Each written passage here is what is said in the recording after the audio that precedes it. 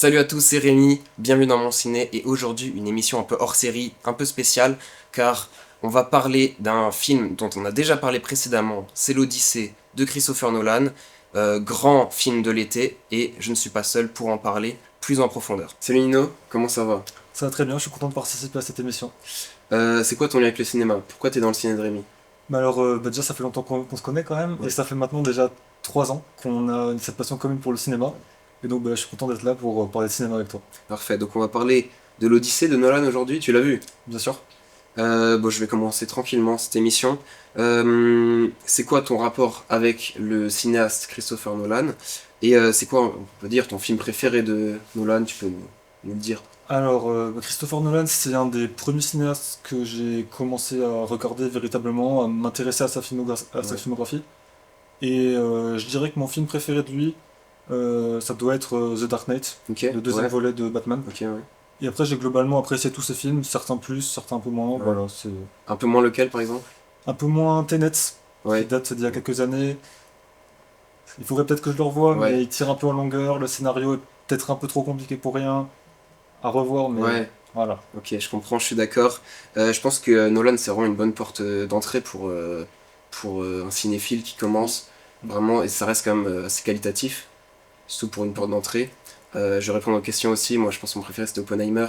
Son Ouais. dernier, juste avant l'Odyssée en 2023, qui a un grand succès planétaire. Inattendu un peu pour un film Oui, c'est sur sûr. ce sujet-là aussi. Et celui que j'aime le moins, on va moins en parler, c'est Insomnia. Oui, que je n'ai pas vu Ouais, celui-là, mais Insomnia sorti en 2002, son troisième long métrage. ouais. Euh, bon, bon, voilà, bon, Insomnia. Mais il a fait quand même d'excellents films. Hein. Oui, bien sûr. Bon, c'était Inception, Mm. Interstellar. Il y en a quand même un paquet. On va parler de l'Odyssée maintenant. Oui. C'était quoi tes attentes un petit peu concernant l'Odyssée quand t'es rentré dans la salle de cinéma pour le voir? Bah alors, je m'attendais à voir évidemment une grande épopée, parce qu'on parle quand même de l'Odyssée d'Homère, Ouais, une histoire millénaire, même ouais, triple millénaire. ouais, Et donc je m'attendais, en ayant déjà une connaissance du cinéma de Nolan, à voir quelque chose de grandiose, à voir quelque chose de bien mis en scène, bien écrit, et ben, je n'ai pas été déçu. ouais. Ça totalement correspond. Ça, Ça correspond à ce que tu ouais, t'attendais, exactement, ok, ouais. très bien. Donc vraiment, pas moins qu'un chef-d'œuvre, on peut dire. Bah, je pense qu'on peut le dire, hein. Pas moins qu'un chef-d'œuvre, très bien. Et est-ce que tu voulais voir peut-être aussi que c'était dans la continuité de ce qu'il a proposé avec Oppenheimer et que c'était pas juste une anomalie qu'Oppenheimer sorte, notamment après Tenet, qui était Oui. vraiment une grosse déception. Alors oui, oui, bah, je trouve que ça colle assez bien, notamment bah, dans les thématiques Ouais, avec Oppenheimer, même si c'est ouais, deux histoires qui, sur la forme, sont très différentes, pas à la même époque, pas le même type exactement de personnage, mais au ouais. final, Oppenheimer et Ulysse Mm, sont assez similaires dans le sens où chacun porte en eux des regrets ouais. sur les choix qu'ils ont pu faire et les conséquences désastreuses de leurs choix, Ouais, c'est très chacun. juste. Ouais, c'est très juste. On y reviendra peut-être après. Mais Mm. c'est juste que les personnages oui, sont assez proches. Et donc, Ouais. c'est vrai que ça marche bien la continuité Oppenheimer. L'Odyssée.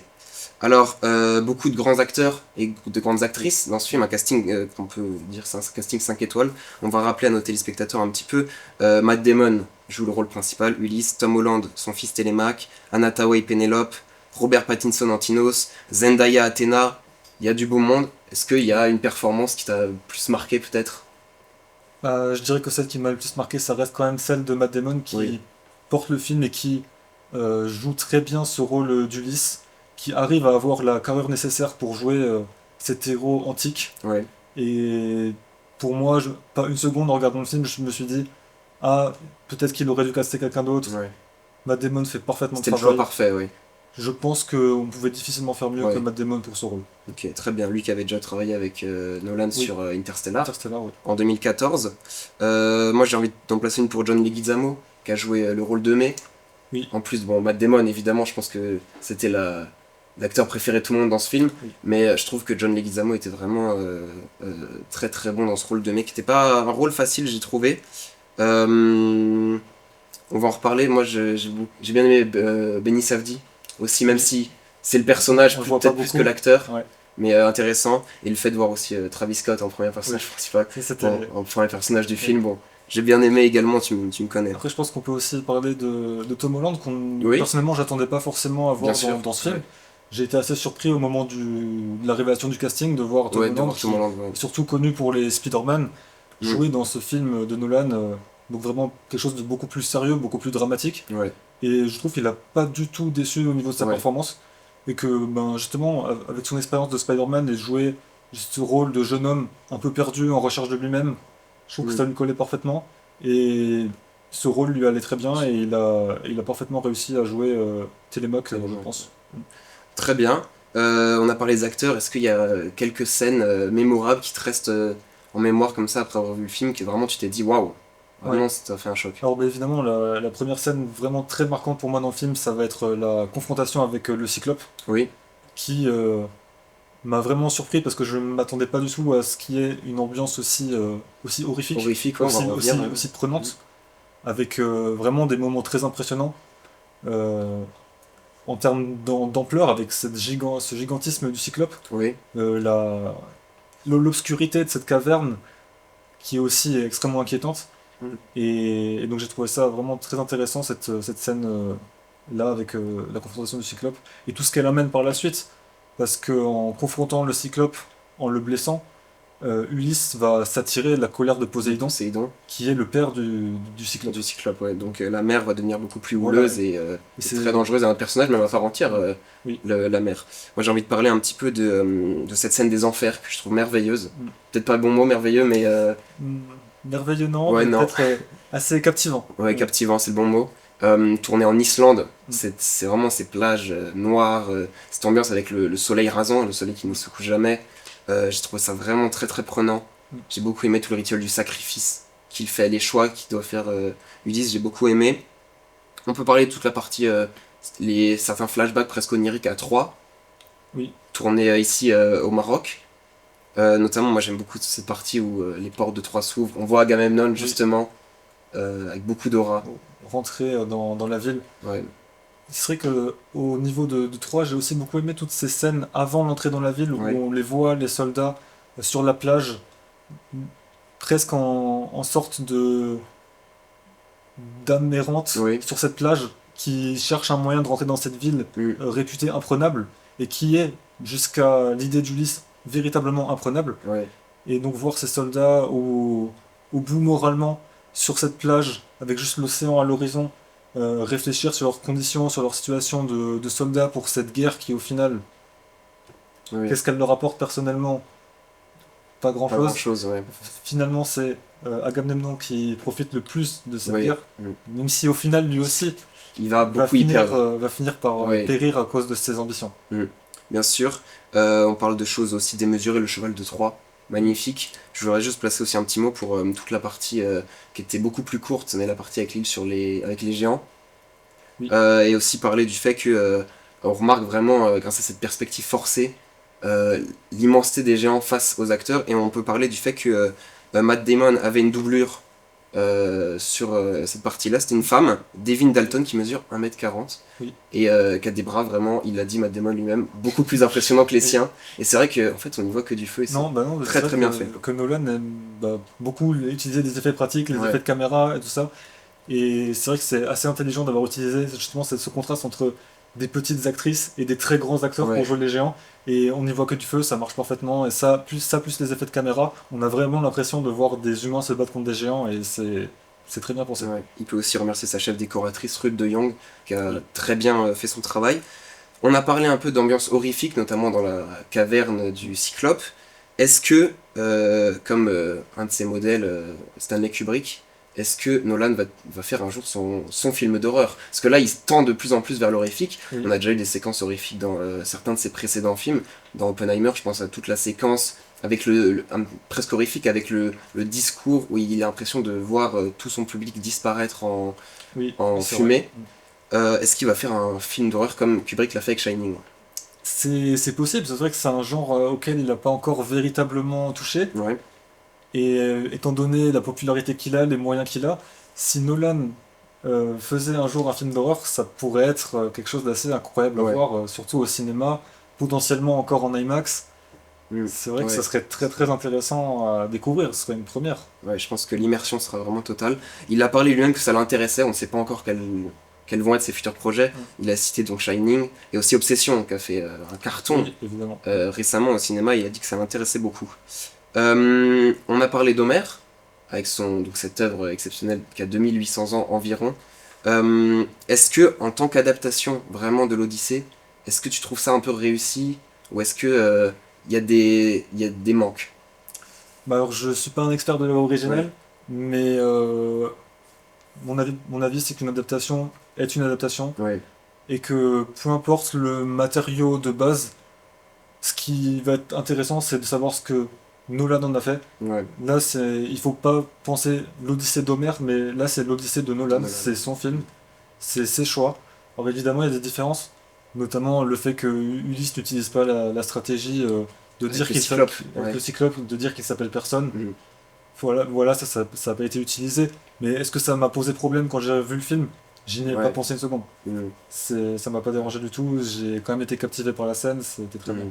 C'est sûr qu'aussi avec une œuvre de cette grandeur, et avec un style très particulier quand même, parce Mm. qu'on rappelle à la base c'était des poèmes Oui. qui étaient chantés et non pas rédigés. Donc c'est vrai que c'est pas forcément facile, mais après on peut aussi comprendre les grands fans de mythologie Mm. qui étaient un petit peu déçus. Euh, donc on comprend ces déceptions, mais il y a quand même des grands tops aussi dans ce film. Qu'est-ce qu'on pourrait dire? La partie technique aussi est très Oui, évidemment. Ouais. réussie. Mm.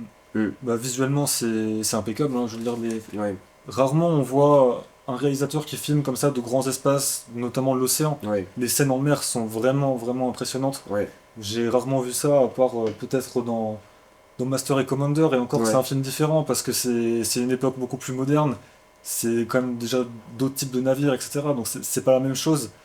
Et puis là en plus on a vraiment cet aspect de la colère des dieux qui Oui, s'abat sur l'équipage d'Ulysse. Et toute cette scène qu'on a avec les personnages qui luttent dans l'orage, elle est vraiment très impressionnante. impressionnante Ouais, à ouais. vivre au cinéma. Avec le bruit des éclairs, les flashs de lumière, c'est extrêmement impressionnant à voir. Ça, Mm. j'ai vraiment beaucoup aimé ce moment-là. Et on parle de films d'une grande ampleur et aussi dans l'océan. Est-ce que le dernier film épique, historique de cette ampleur qu'on a vu, est-ce que ce serait pas Titanic? Eh Qui date quand même de bien, 97. oui, c'est vrai que c'est possible parce que un film comme ça qui se passe en mer avec avec une place aussi importante laissée à l'océan, c'est vrai que Titanic pourrait bien être le dernier film Mm. avec une telle ampleur. Ouais. Avec autant d'ambition aussi. Oui, en plus. Ouais, C'est que James Cameron et son rapport à l'océan, ça c'est ouais. vraiment quelque chose.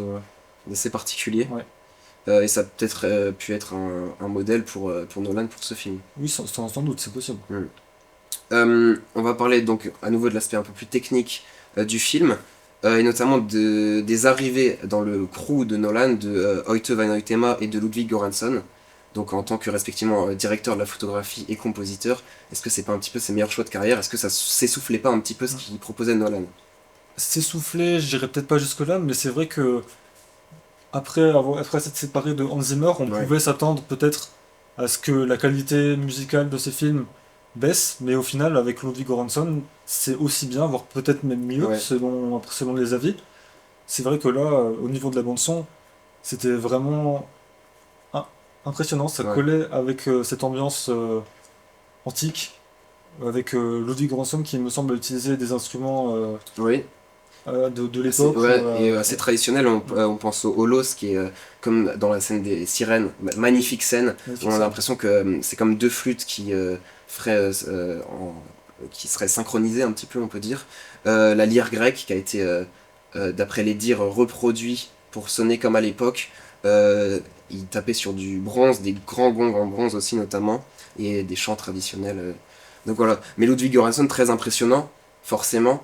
3 Oscars déjà Oui, déjà, dans sa jeune carrière. alors qu'il a 40 ans. Il a 40 ans, Ouais, ouais, je dirais aussi.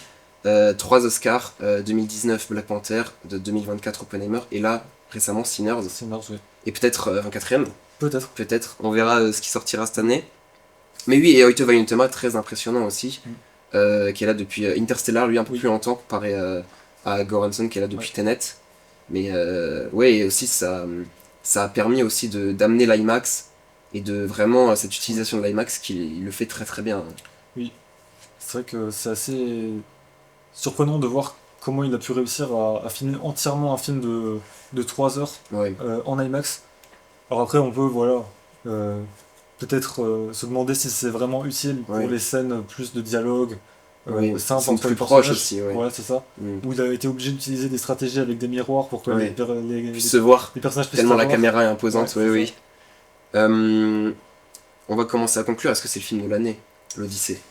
Je dirais que pour l'instant, oui, peut-être. Pour Ouais. l'instant, ouais, je pense que ça peut être le film de l'année. Après, on a encore 4 mois devant nous. Ouais.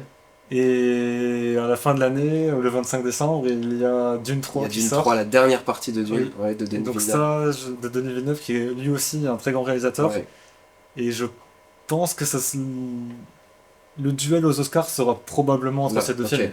Ouais. Il y a de grandes chances que pour le duel pour le meilleur film, soit entre l'Odyssée et Dune Mm. 3. À voir si Denis Villeneuve a réussi à faire aussi bien que Aussi les deux bien. premiers, mais d'après les bandes annonces, Ça a l'air bien. ça a l'air très bien. Mais en tout cas, de ce qu'on a vu pour l'instant, l'Odyssée, c'est un petit peu notre film de l'année. On va continuer sur Nolan, juste. Oui. Est-ce que ça fait un quart de siècle qu'on est dans le 21e siècle? Est-ce que c'est le réalisateur de ce quart de siècle pour le moment?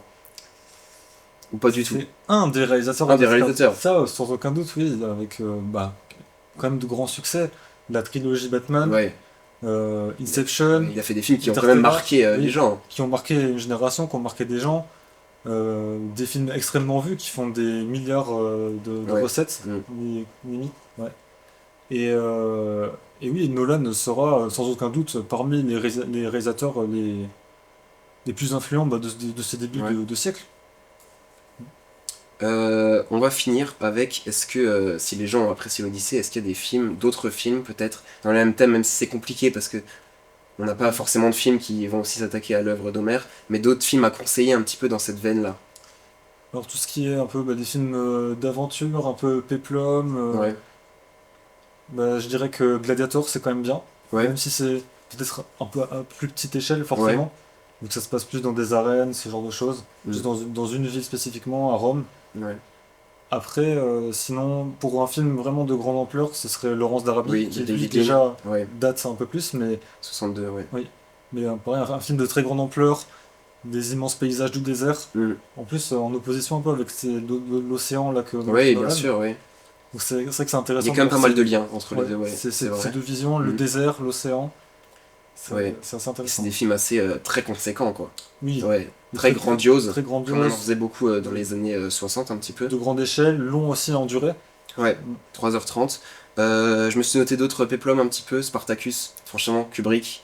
Voilà, on a déjà parlé de Kubrick avant. Ben-Hur de William Wyler.